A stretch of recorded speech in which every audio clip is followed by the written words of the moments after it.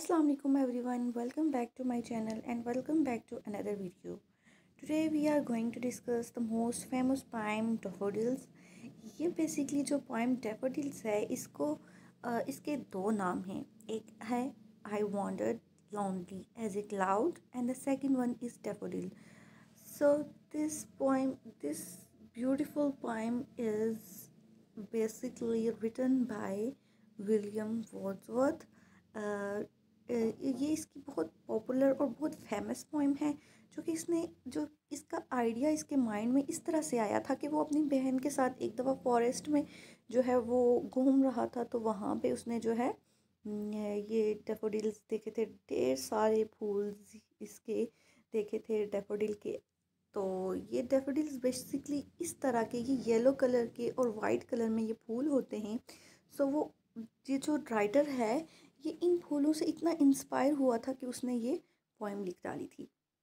So let's just started in Urdu के.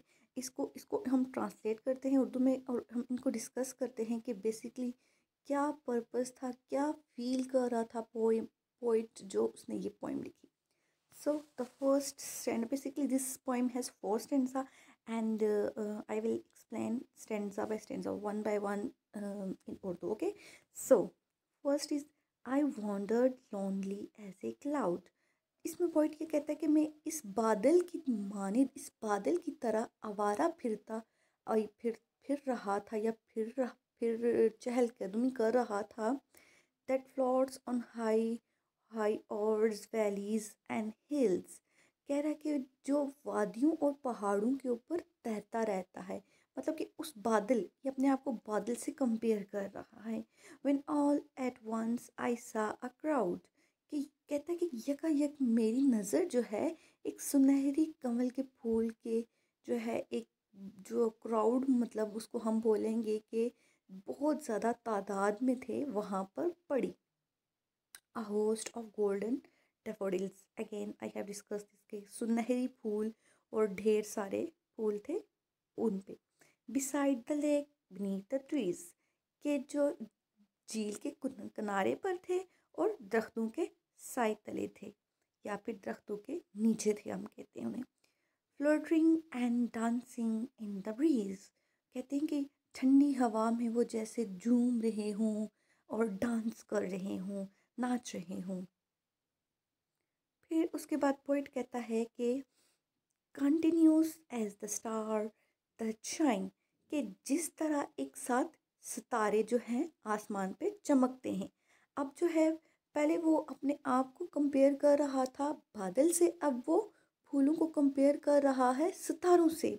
सो and twinkle on the milky way, जिस तरह सितारे एक साथ जो है चमकते हैं मिल्की वे में. And twinkle they stretch at in never ending line. और वो कहते हैं कि ये फूल जो है बहुत ताहद, जहाँ तक हमारी नज़र पहुँचती है वहाँ तक फैले हुए थे. along the margin of a bay, के बे कहते हैं झील को, कि झील के किनारे किनारे. उसके बाद ये कहता है कि 10,000 saw I at a glance, कहता है कि मैंने एक ही नज़र में हज़ारों फूलों को डांस करते हुए देखा. Tossing their heads in sprightly dance, कहता है कि जिनके सर जो है वो खुशी से मसरत से लहरा रहे थे, डांस कर रहे थे. The waves beside the dance but they, फिर कहता है कि मौजें भी उनसे टकरा कर रक्स कर रही थी. लेकिन कि मतलब देखिए वो स्टार्ट में उसने बताया था ना कि वो किसके किनारे, झील के किनारे में. वो कहते हैं कि जिस तरह से ये लहरा रहे थे मौजें, उसकी झील की मौजें भी जो हैं वो लहर रक्स कर रही थी, टकरा रही थी. लेकिन out did the sparking waves in Glee, लेकिन उनकी जो खूबसूरती थी, उनकी जो कैफियत थी, चमकदार लहरों को मात दे रही थी. कि वो कहता है कि वो लहरों से ज़्यादा खूबसूरत दिखाई दे रहे थे. फिर कहता है a poet could not be gay, कहता है कि क्यों, ऐसा क्यों नहीं हो सकता कि वो ऐसा माहौल देखे, ऐसा व्यू देखे तो पोइट क्यों ना खुश हो, वो खुशी महसूस क्यों ना करे. इन सच आ जॉक एंड कंपनी, कहता है कि इस मसरत बख्श महफिल में रह कर इतनी अच्छी कंपनी हो, इतना अच्छा व्यू हो उसके सामने, तो वो खुशी महसूस क्यों नहीं करेगा। फिर कहता है I gazed and gazed by little thought. कहता है कि मैं इस मंज़र को देखता रहा और इस वक़्त मुझे ख़्याल ही नहीं था। कहता है कि मैं इतना खो गया था इस मंज़र में, इस व्यू में, कि मुझे कोई और ख़्याल ही नहीं रहा। वो फिर कहता है what was the show to me had brought. कहता है कि मैं इतने मगन होके उसको देख रहा था कि मेरे माइंड में ये बात ही नहीं आई कि इस नज़ारे से, इसको देखने से मुझे क्या दौलत मिलेगी, जो मैं इतना वक़्त ज़ाया कर रहा हूँ, इससे मुझे क्या मिलेगा। फिर उसके बाद है जी for oft when on my couch I lie. फिर बताता है वो कि क्या उसको मिलने वाला। फिर वो कहता है कि इसके जो आउटकम्स हैं उनको बताता है कि इस नज़ारे से पहले वो पूछता है ना क्या दौलत मुझे मिलेगी, लेकिन फिर कहता है हाँ, लेकिन अक्सर औक़ात जब मैं अपने बिस्तर पर लेटता हूँ इन वैकेंट और इन पेंसिव मूड, अक्सर लेकिन फुर्सत के लम्हात हूँ, या मैं गमज़दा हूँ, अफ़सरदा हालत में हूँ, तो दे फ्लैश अपॉन दैट इनवर्ड आई। तो वो मंज़र, ये जो मंज़र मैंने देखा था ना, वो मेरे तसव्वुर में, मेरे माइंड को जगमगा देता है। मैं बेशक परेशान हूँ तो वो मुझे बिल्कुल फ्रेश कर देता है।